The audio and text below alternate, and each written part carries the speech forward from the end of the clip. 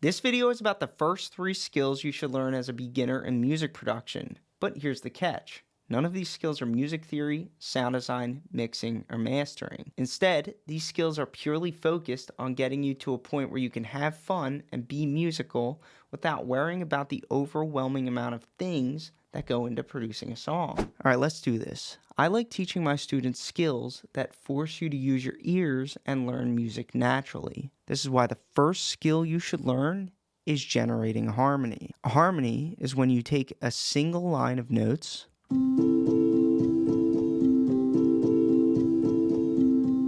then you add another line of notes that plays simultaneously with that original line.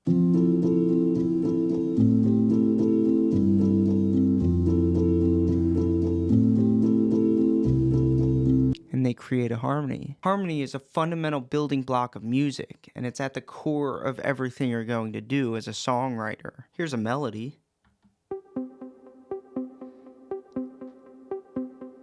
Right? Kind of boring. Here's how I brought life into it with a harmony line.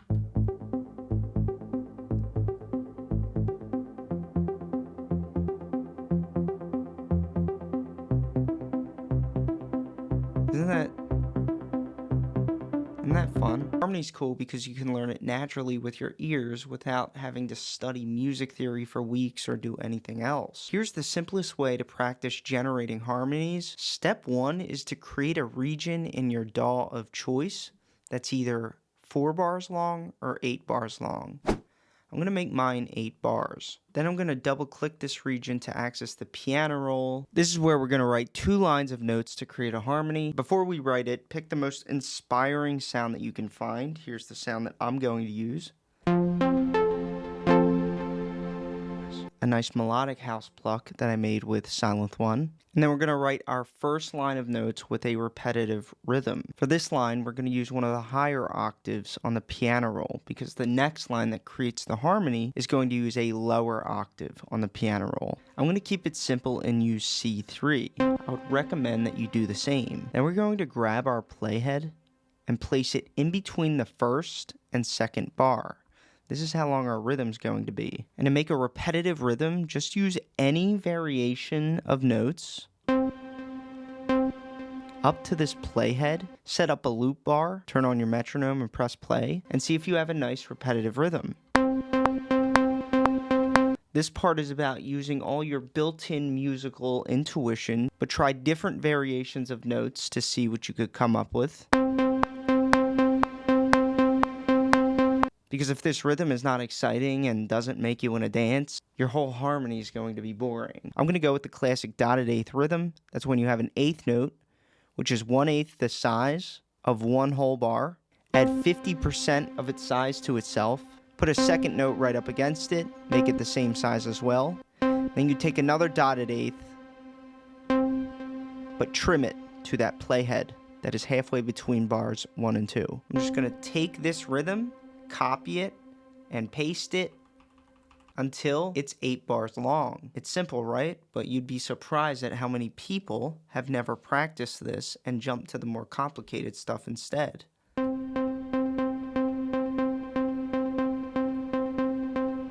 Something like this is so easy to learn harmony with because we can now take this, copy them, I'm going to drag them and drop them down on a lower octave. I'm going to use the octave of C1 and below.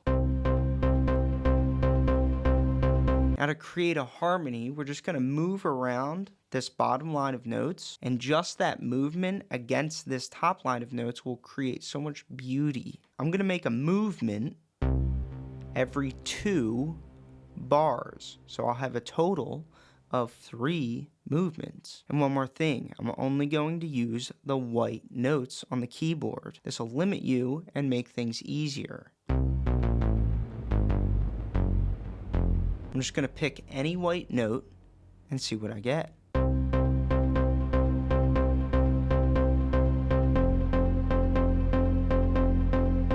That change right there, we just created harmony, and we can keep going.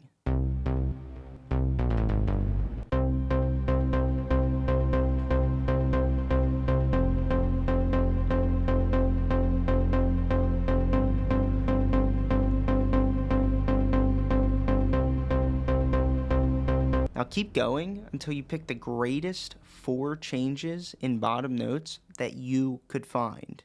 Use your ears. Now look at this first one. It's the same note as up here. They're both C notes, so you're creating no harmony there. So I think just putting that on a different note.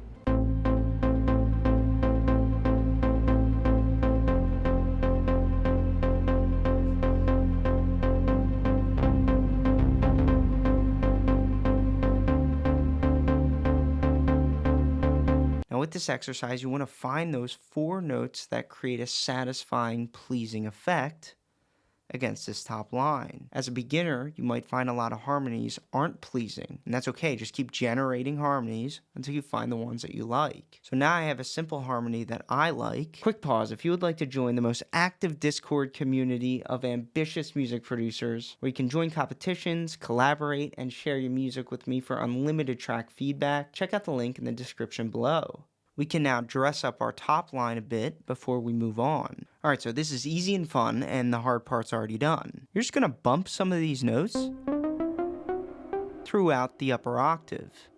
And I'm just going to stick to using just the white keys because that'll keep things simple.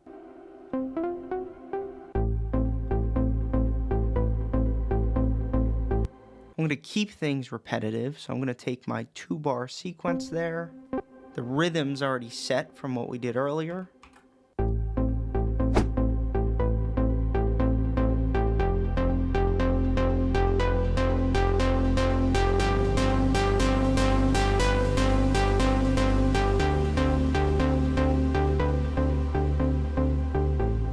I love this.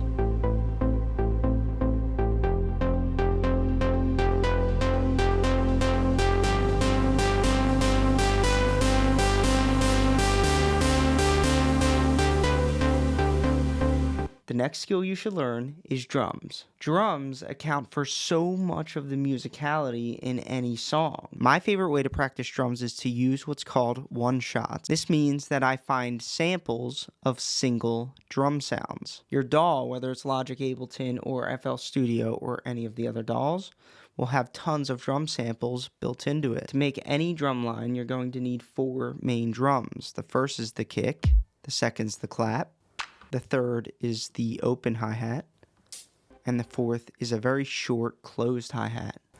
Those are the main drums, and you could throw extras in there like a tom and other types of percussion. Drums carry a lot of the dynamics of a song. So this type of melody I think would sound good with a house beat. And the way you make a house beat is you grab your kick and you put 4 kicks spaced equally apart within every single bar.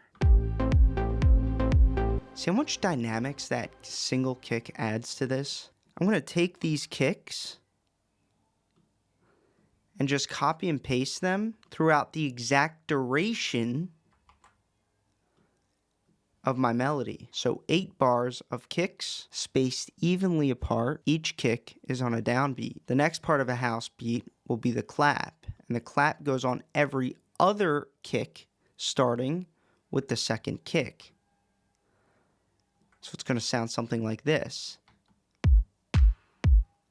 The next sound is the most important drum in house music, in my opinion, and that's going to be the open hi-hat. The open hi-hat goes in between each kick. Mind you, you can do any rhythm with these drums that you want, but this is a great starting point. And the one I have the hardest time with, and that is the closed hi-hat, which typically goes on 16th notes. In other words, measure out a bar in length, and there should be 16 closed hi-hats equally spaced apart within each bar.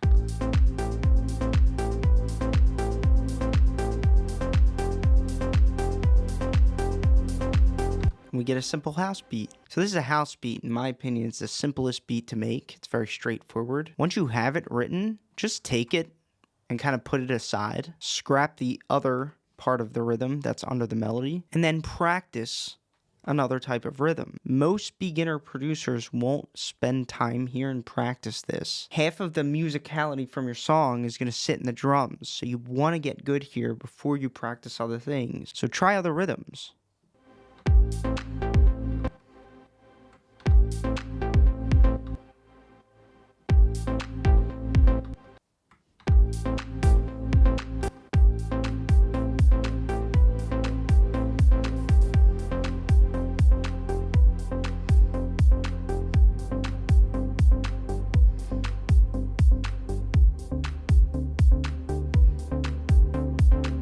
The third and final skill that you should learn as a beginner producer is to take your drums and your harmony and add a bass to it. So to make bass, it's very, very simple and straightforward. You're going to go to your main instrument.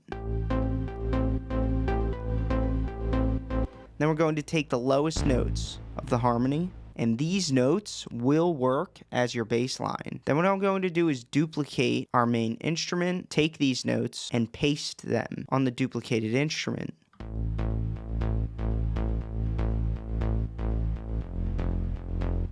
Now that, as you can hear, already sounds like a bass. This is because most synth sounds will work as a bass as long as you put them on a low octave. The only thing you have to make sure of when you're making a bass sound is that you dramatically reduce or just turn off all reverb on that sound. So our main instrument with the melody can be the one with reverb, but generally if you're using a sound for a bass, you want as little reverb as possible because reverb creates what we call mud. Mud is just the reduction of clarity. Now if we go into our audio effects, add an equalizer, we can check our bass and make sure the strongest frequencies of the bass, which are down here, the highest point, are all hitting between or close to between 40 and 80 hertz.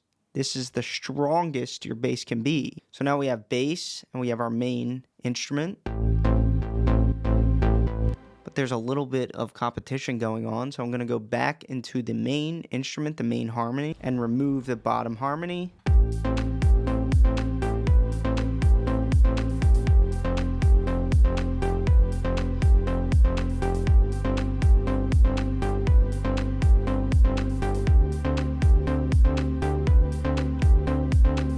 Now we have a much more present bass that gives a nice foundation. I guarantee that if you make 20 pieces of music just like this over the next 30 days and you consider yourself a beginner producer, you will hit a level of skill that you didn't even know you could reach. Well, that's a video for you guys. Thanks so much for watching. I will see you in the next video lesson.